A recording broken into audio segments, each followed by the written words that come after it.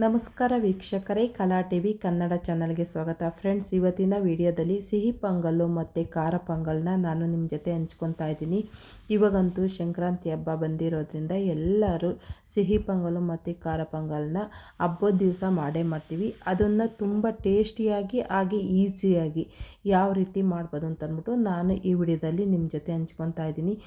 ನಾವು ದೇವಸ್ಥಾನದಲ್ಲಿ ಸಿಹಿ ಪೊಂಗಲ್ಲು ಮತ್ತು ಖಾರ ಪೊಂಗಲ್ನ ತಿಂದಾಗ ತುಂಬಾ ಟೇಸ್ಟಿಯಾಗಿರುತ್ತೆ, ಅದ್ಭುತವಾಗಿರುತ್ತೆ. ಆ ಟೇಸ್ಟು ನಮ್ಮ ಮನೇಲಿ ಮಾಡಿದಾಗಂತೂ ಆ ಟೇಸ್ಟ್ ಬಂದಿರೋದೇ ಇಲ್ಲ. ನಾನು ಇವತ್ತು ಭಟ್ರ ಹತ್ರ ಕೇಳ್ಬಿಟ್ಟು ತಿಳ್ಕೊಂಡು ಮಾಡ್ತಾಯಿದ್ದೀನಿ. ಹೇಗೆ ಮಾಡೋದು ಅಂತಂದ್ಬಿಟ್ಟು ಸಿಂಪಲಾಗಿ ಹೇಳ್ಕೊಟ್ಟಿದ್ದಾರೆ, ಬನ್ನಿ ನೋಡ್ಕೊಂಬರೋಣ. ಮೊದಲು ನಾನು ಖಾರ ಪೊಂಗಲ್ ಮಾಡ್ತಾಯಿದ್ದೀನಿ. ಖಾರ ಪೊಂಗಲ್ ಮಾಡೋದಕ್ಕೆ ಸ್ಟವ್ ಮೇಲೆ ಕುಕ್ಕರ್ ಇಟ್ಬಿಟ್ಟು ಬೆಣ್ಣೆನ ಹಾಕ್ಕೊಂಡಿದ್ದೀನಿ. ಹಾಗೆ 1 ಕಪ್ಪು ಹೆಸರುಬೇಳೆನ ಸೇರಿಸ್ಕೊತಾ ಇದ್ದೀನಿ. ಫ್ರೆಂಡ್ಸ್, ನಾವು ಬೇರೆ ಕಡೆ ಎಲ್ಲ ಪ್ರಸಾದವಾಗಿ ತಿಂದಿರ್ತೀವಲ್ಲ, ಆ ರುಚಿ ಬರಬೇಕು ಅಂತಂದರೆ ನಾವು ಬೆಣ್ಣೆ ಅಥವಾ ತುಪ್ಪದಿಂದ ಚೆನ್ನಾಗಿ ಹೆಸರುಬೇಳೆನ ಹಸಿ ವಾಸನೆ ಹೋಗೋವರೆಗೂ ಹುರ್ಕೊಬೇಕಾಗುತ್ತೆ. ಬೆಣ್ಣೆ ಹಾಕೋದ್ರಿಂದ ಒಳ್ಳೆ ಟೇಸ್ಟ್ ಕೊಡುತ್ತೆ. ಬೆಣ್ಣೆ ಆಗಿರ್ಬೋದು, ತುಪ್ಪ ಆಗಿರ್ಬೋದು ಹಾಕೋದ್ರಿಂದ ಒಳ್ಳೆ ಟೇಸ್ಟ್ ಕೊಡುತ್ತೆ. ನೋಡಿ, ಹೀಗೆ ಬೆಣ್ಣೆ ಹಾಕ್ಬಿಟ್ಟು ನಾನು ಒಂದು 50 ಗ್ರಾಮು ಬೆಣ್ಣೆನ ಹಾಕ್ಕೊಂಡು ಚೆನ್ನಾಗಿ ಹೆಸರುಬೇಳೆನ ಹುರ್ಕೊತಾ ಇದ್ದೀನಿ. ಮೆಜರ್ಮೆಂಟಲ್ಲಿ ಹೇಳಬೇಕು ಅಂದರೆ 150 ಗ್ರಾಮು ಹೆಸರುಬೇಳೆ ತೊಗೊಂಡಿದ್ದೀನಿ. 1 ಕಪ್ಪು ಹೆಸರುಬೇಳೆ ತೂಕದಲ್ಲಿ 150 ಗ್ರಾಮ್ ಹೆಸರುಬೇಳೆ ತೊಗೊಂಡಿದ್ದೀನಿ. ನೋಡಿ, ಕಲರೆಲ್ಲ ಚೇಂಜ್ ಆಗಿದೆ. ಈ ಕಲ್ಲರು ಬರೋವರೆಗೂ ನಾವು ಹೆಸರುಬೇಳೆನ ಹುರ್ಕೊಬೇಕಾಗುತ್ತೆ. ಅದೇ ಕಪ್ಪಿನ ಅಳತೆಯಲ್ಲಿ ನಾನು 1 ಕಪ್ಪು ಅಕ್ಕಿನ ತೊಗೊಂಡಿದ್ದೀನಿ.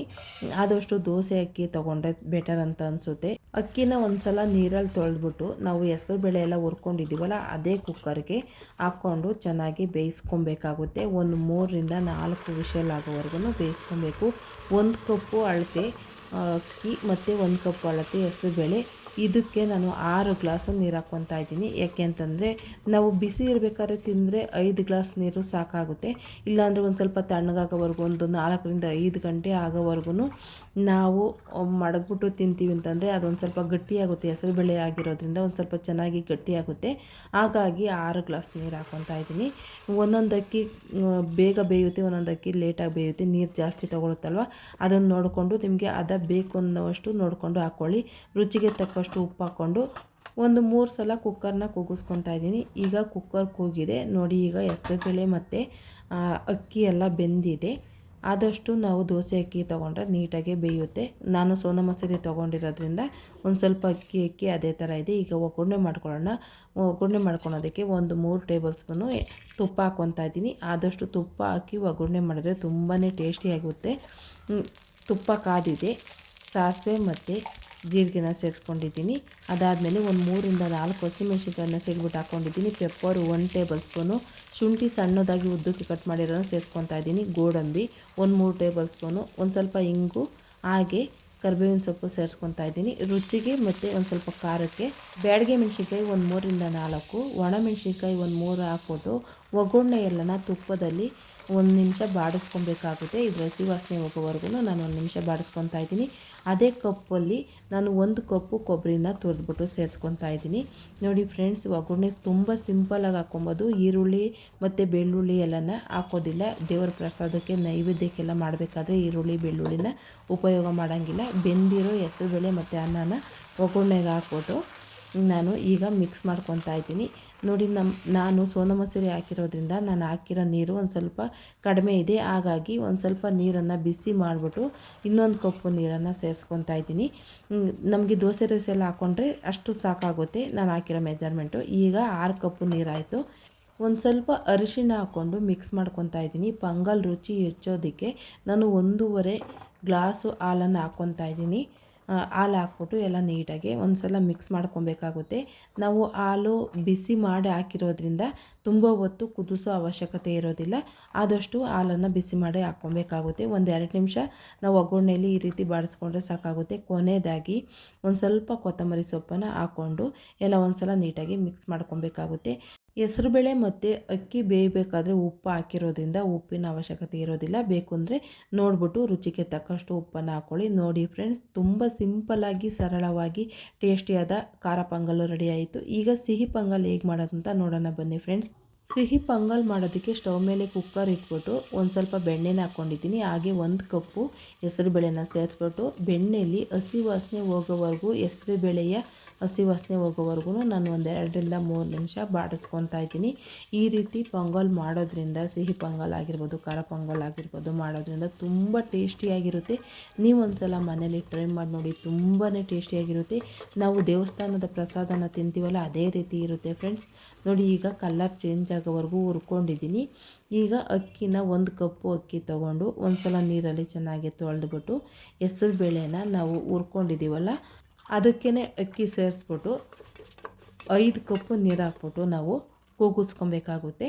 ನೋಡಿ ಬೆಣ್ಣೆ ಎಲ್ಲನ ಕರಗಿ ಎಲ್ಲ ಚೆನ್ನಾಗಿ ನೀರಾಗಿದೆ. ಹಾಗೆ ಹೆಸರುಬೇಳೆನೂ ಸಹ ಚೆನ್ನಾಗಿ ಕೆಂಪಾಳ ಹುರ್ಕೊಂಡಿದ್ದಾಗಿದೆ. ಈಗ ಅಕ್ಕಿನ ಹಾಕ್ಬಿಟ್ಟು ನೋಡಿ 1 ಕಪ್ಪು ಅಕ್ಕಿ, 1 ಕಪ್ಪು ಹೆಸರುಬೇಳೆನ ಹಾಕ್ಕೊಂಡಿದ್ದೀನಿ.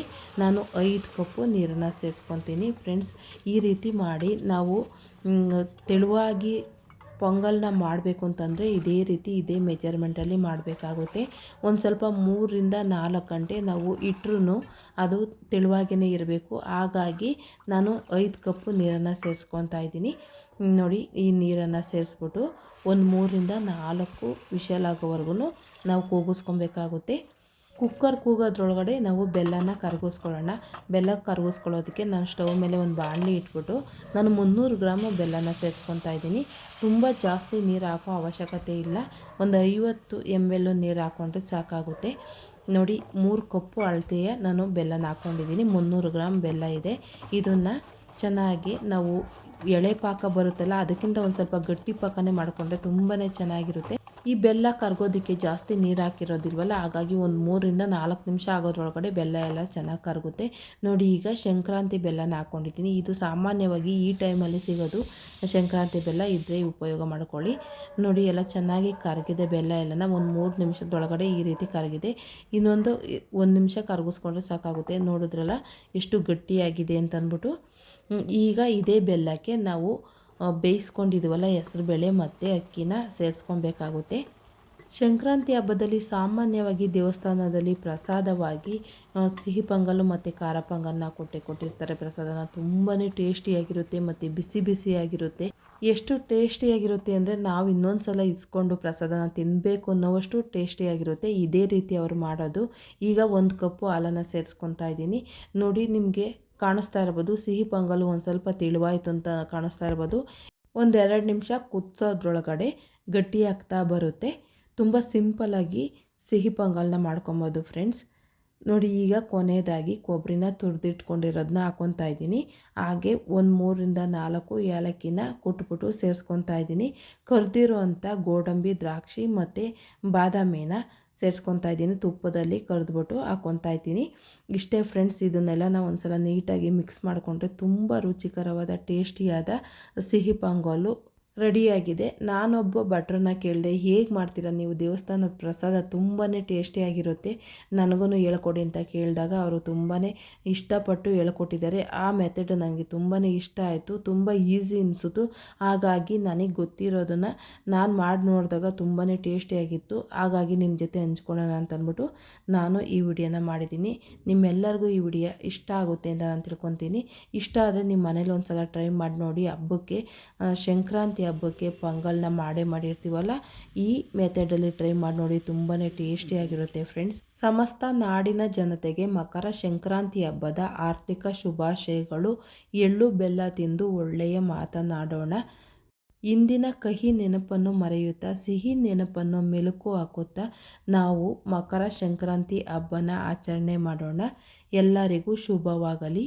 ಇವತ್ತು ನಾನು ಮಾಡಿರೋ ಪೊಂಗಲ್ಲು ನಿಮಗೆ ಇಷ್ಟ ಆಗಿದೆ ಅಂತ ನಾನು ತಿಳ್ಕೊತಾ ಇದ್ದೀನಿ. ಇಷ್ಟ ಆಗಿದ್ದರೆ ಕಲಾ TV ಕನ್ನಡ ಚಾನಲ್ನ ಸಬ್ಸ್ಕ್ರೈಬ್ ಮಾಡ್ಕೊಳ್ಳೋದ್ರ ಮೂಲಕ ನನಗೆ ಸಪೋರ್ಟ್ ಕೊಡಿ. ಹಾಗೆ ಈ ವಿಡಿಯೋಕ್ಕೊಂದು ಲೈಕ್ ಕೊಡಿ. ನಿಮ್ಗೆ ಗೊತ್ತಿರೋರಿಗೆ, ಹಿತೈಷಿಗಳಿಗೆ ಹಬ್ಬಕ್ಕೆ ಪೊಂಗಲ್ ಹೇಗೆ ಮಾಡಬೇಕು ಅಂತ ಅನ್ನೋರಿಗೆ ಈ ವಿಡಿಯೋನ ಶೇರ್ ಮಾಡಿ.